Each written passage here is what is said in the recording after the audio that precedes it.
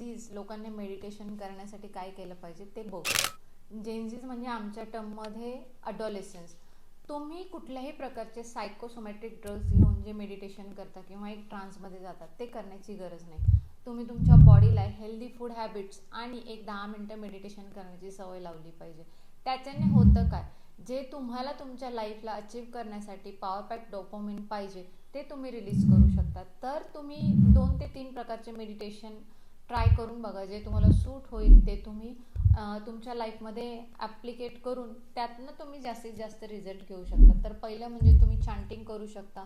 दुसरं म्हणजे तुम्ही ब्रीदिंग एक्सरसाइजवर मेडिटेशन करू शकता. तिसरं कुठलंही एक म्युझिक जे स्पिरिच्युअलिटीच्या रिलेटेड असेल ते प्ले करून तुम्ही शांत बसू शकता, किंवा म्युझिक थेरपी म्हणून तुम्ही एक मेडिटेशन अप्लाय करू शकता.